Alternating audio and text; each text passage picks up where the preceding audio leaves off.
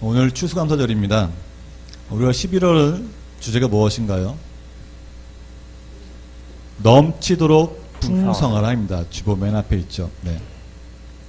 이 하나님께 받은 그 풍성한 은혜에 감사하는 마음으로 주 앞에 나와 예배드리는 날이 바로 오늘입니다.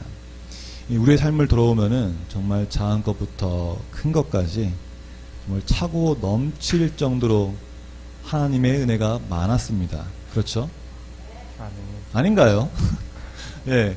근데 그러나 여기서 대답을 못 하시는 분들이나 혹은 하고 생각하시는 분들은 아마도 우리의 생활 가운데 분명하게 나타나는 그 어떤 것에 대한 풍족하고 넘치는 것이 은혜라고 생각할 수 있습니다. 다시 말하면은 내가 돌아봤는데 은혜가 없었던 것 같은데요. 넘치고 풍성한 게 없던 것 같다고 말을 한다면은 그것은 아마도 물질적인 것이나 그 어떤 내가 원하는 그 바라는 것이 넘치도록 풍성하지 않았기 때문에 대단을 못할 수도 있고 혹은 그 반대로 너무나 많아 헤아릴 수 없기 때문에 생각하는 도중에 대단을 못할 수 있습니다. 근데 만약에 반대로 우리의 삶 가운데 분명하게 나타나는 가시적인 은혜가 없다면, 가시로 눈에 보이는 것이 나타나지 않는다면 그건 은혜가 없는 것일까요? 아니, 대답 못하세요. 다시 한번 묻겠습니다. 정말 내 삶 가운데, 내 시간 가운데 보다 놀라운 하나님이 보여주는 물질적인 것이나 가시적인 것이 나타나야지만 하나님의 은혜라고 생각하십니까? 아닙니다. 아니죠. 근데 우리는 지난 시간을 되돌아보면은 정말 많은 하나님의 은혜가 있었지만 불구하고 기억나는, 가장 눈에 띄게 기억나는 것은 바로 물질의 풍족이나 건강일 것이라는 것이죠. 왜 그럴까요? 우리가 연약하기 때문에 당연한 겁니다.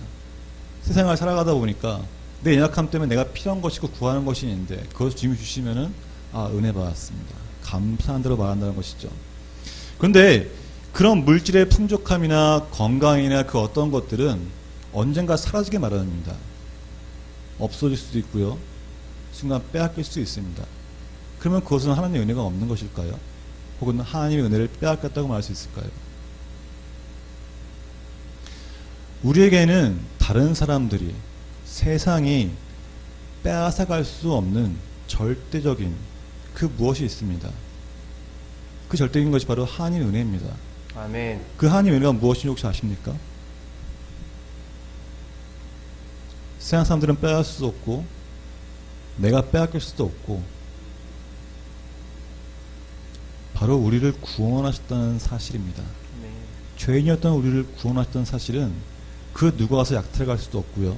세상에 우리를 막한다 해서 그걸 빼앗아 갈 수가 없습니다. 이것만큼 큰 은혜는 없을 것이고 이것만큼 정말 하나님의 사랑을 알 수 있는 사실도 없습니다. 아멘. 그 사실을 지금 바울은 오늘 본문에서 고백하고 있습니다. 뭐라고 고백하고 있습니까? 예수 그리스도께 감사합니다 라고 고백합니다. 우리 개혁균에서는 이제 이렇게 확 눈에 띄지 않지만은 쉬운 성경을 보면은 예수 그리스도께 감사합니다 라고 고백하고 있습니다. 왜 그럴까요? 자신에게 능력을 주시고 직분을 주시고 예수 그리스도를 섬길 수 있도록 하셨기 때문이라고 바울은 말하고 있습니다. 이 바울이 예수님 만나지 어떤 사람인지 혹시 아시나요? 예, 너무 잘 알고 있죠, 우리는요. 그렇죠. 사울일 때 그리스도인을 핍박하고 죽이고 그것에 더 열심을 내고 그것에 더 자랑을 하며 자기 삶의 보람을 느끼던 자였습니다. 그런 그를 하나님께서 자비를 베푸시고 긍휼을 베푸셔서 용서해 주셨다는 것이에요. 그런데 이 바울의 모습을 보면서 이전에 정말 악했어. 예수님 만나기 전에 이랬구나 우리는 알고 있습니다. 이전 정말 재밌는 게 뭔지 아십니까? 그 사울이었던 때 바울이 예수님을 만나기 전에 그 모습이 지금 우리의 기독교인들 혹은 혹은 나의 모습일지도 모른다는 것입니다. 우리도 바울처럼 그리스도를 핍박하고 있어요. 왜 그렇습니까? 예수님을 믿는다고 말하면서 스스로를 학대하고 있습니다. 다른 사람을 정죄하고 있습니다. 우린 너무나 스스로 학대해요. 저도 그렇고요. 우리 아마 여기 계신 분들 몇 분은 정말 자기 스스로를 학대하고 자해하는 것들만 있을 겁니다. 이게 무슨 말입니까? 자신을 학대하다니요. 전 저를 사랑하는데요 라고 말할지 몰라요. 그런데 우리는 예수를 고백함으로써 우리에게 주어진 게 무엇이죠? 성령입니다. 분명한 것은 우리가 예수님을 주로 고백하고 우리가 예수님을 믿는 순간 성령이 우리 안에 거하는데도 불구하고 우리는 성령이 임하는 거룩한 성전으로서 살지 못한다는 것이에요. 거룩한 몸으로 살지 못한다는 것이에요. 우리가 우리의 생각을 하고 우리의 뜻대로 따를 때마다 성령은 슬피 웁니다. 그게 학대이지 그게 무엇입니까? 내 성령이 생각하고 성령이 나 때문에 슬퍼하고 운다면은 그거는 지금 내 자신이 학대하고 있는 것이에요. 내 안에 성령을 막 손가락질러서 아파하게 될 것이죠. 왜 우리는 성령을 아파하고 핍박하고 있을까요? 바울을 보면서 바울 나쁜 사람이었네 이게 아니라 지금 우리가 그런 행동을 하고 있을지 모른다는 것입니다. 예수님이 말씀하셨어요. 뭐라고 말씀하셨어요? 시험에 들지 않게 깨어 기도하라. 마음에는 원이로되 육신이 약하도다 하신다고 했습니다. 아멘. 우리의 마음으로는 우리의 생각으로는 정말 주님 내가 주님밖에 없습니다. 내가 성령의 능력으로 하나님을 기쁘시게 하는 삶을 살고 있습니다 라고 말합니다.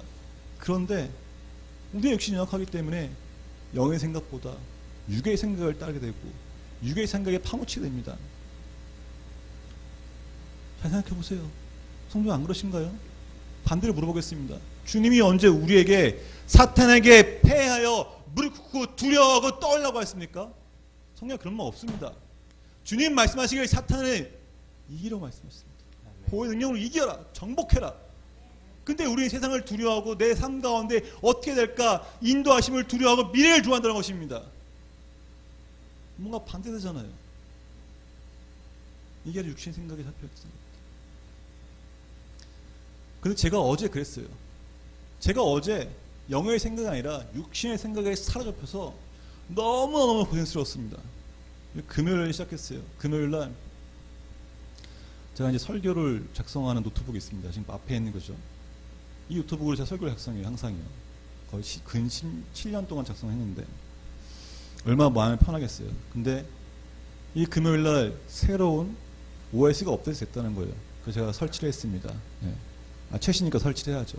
설치를 하고 생각해보니까 좀 부족한 것 같은 거예요. 이거 이왕 업데이트하는 거 새롭게 쫙 깨끗하게 하자. 그래서 제가 쫙 밀었습니다. 그리고 딱 눌렀는데 어떻게 했을까요? 안 되는 거예요. 안 되는 거예요. 와, 아무리 눌러도 업데이트가 안 되는 거예요. 윈도우 복구도 안 되고 그냥 컴퓨터가 켜지지도 않는 거예요. 네, 그래서 제가 설마 하고 이제 1시간을 붙잡고 있었어요. 안 되더라고요. 그러다가 새벽 5시까지 이제 있다가 토요일 날 아침 5시죠. 막 안 돼가지고 그래.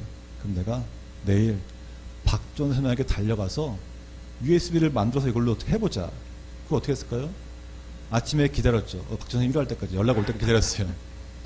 연락이 와길래 일어났구나. 이제 가겠다고 문자를 하고 12시에 출발했습니다.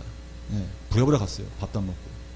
가서 만나가지고 이제 USB를 담아서 제가 이제 이거를 하려고 했죠. 됐을까요? 안 되는 거예요. 박전과 전과 같이 둘이 씨름하면서 왜 안 되지 막 했어요. 그래서 결론이 안 나는 거예요. 제가 붙잡고 있을 수 없잖아요. 그래서 이제 미안해서 빨리 가라. 이제 제가 무거운 마음에 그 노트북을 들고 교회로 왔죠. 교회 도착해서 토요일이잖아요. 주일을 준비해야 되잖아요.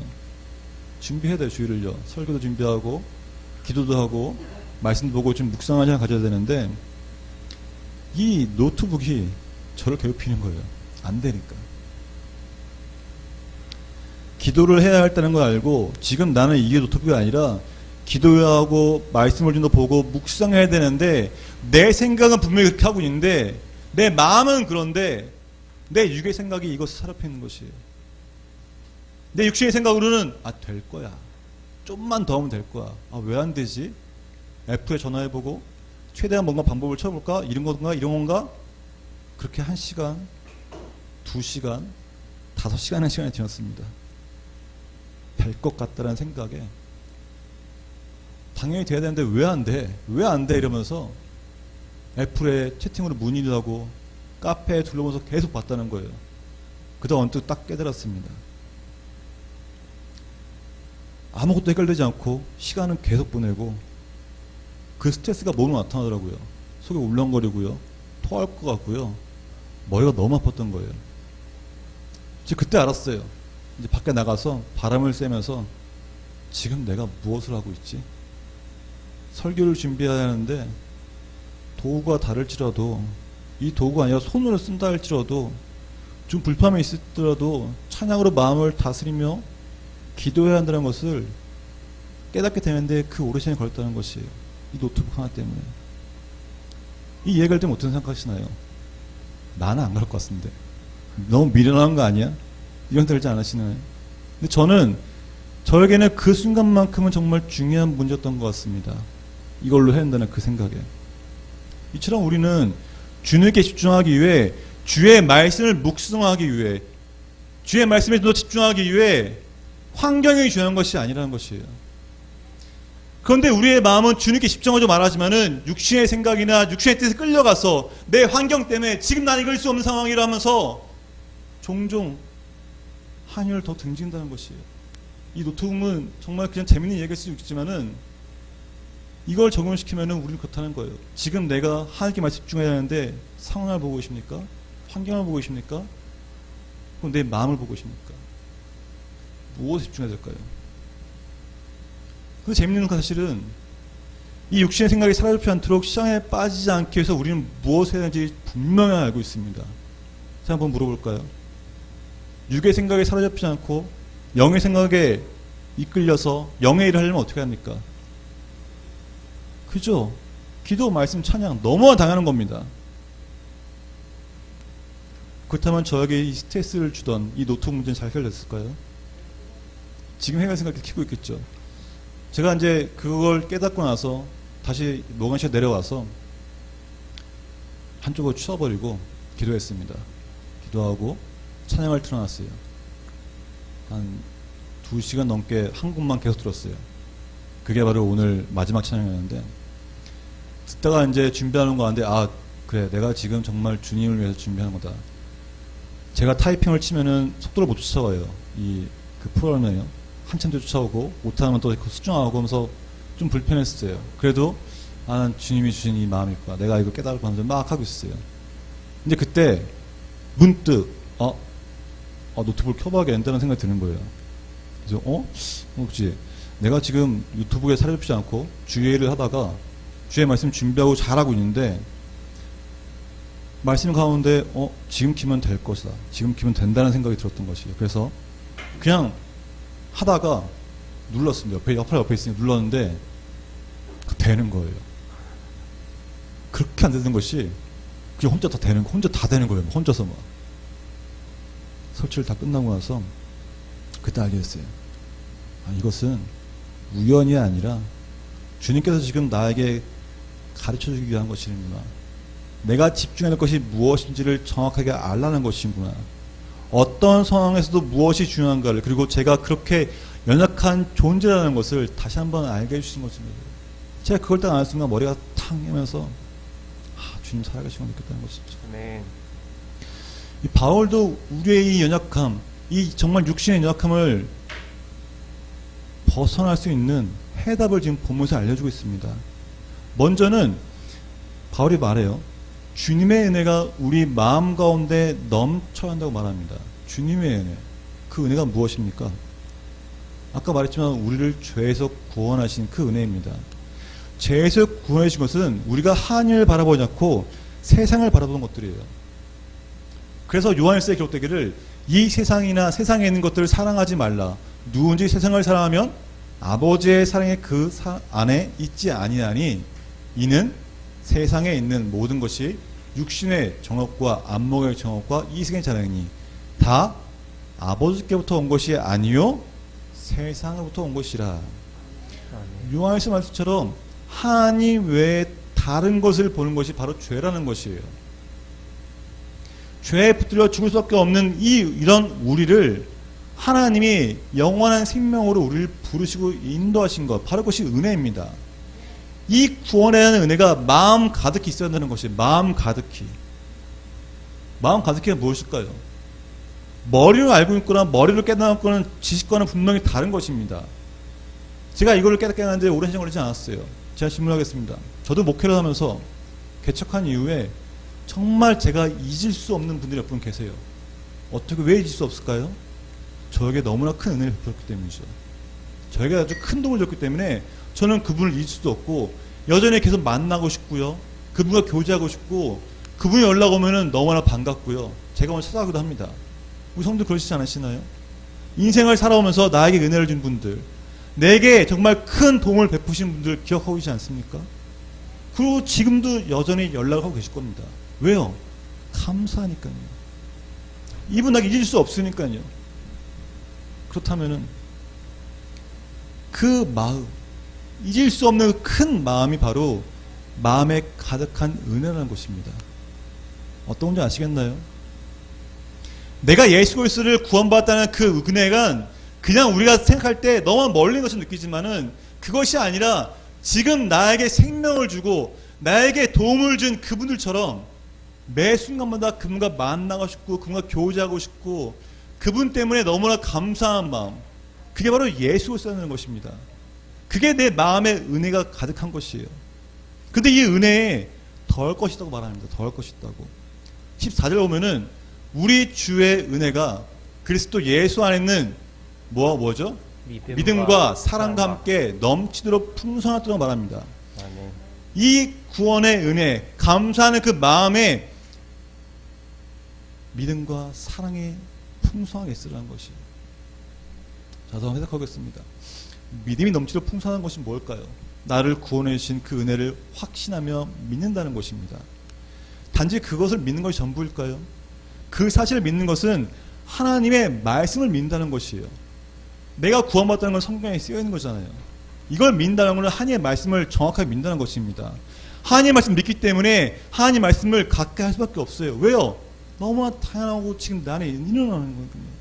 그래서 그분의 뜻을 더 알기 원하고 그분을 더욱 닮기 원하고 그래서 하나님의 말씀을 더욱 묵상하게 되는 겁니다.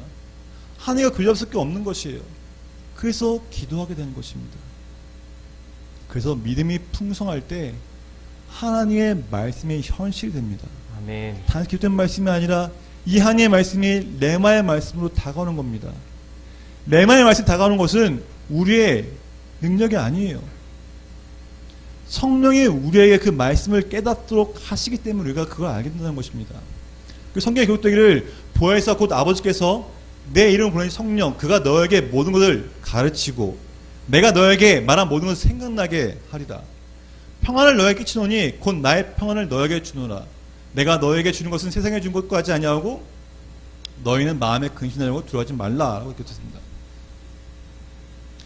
그래서 우리는 하나님을 믿는 그 믿음이 풍성하면 풍성할수록 믿는 자에게 능력이 나타납니다. 하나님의 말씀이 레마가 되기 때문에 그 말씀 가운데 은혜가 있고 역사심이 있다는 것입니다.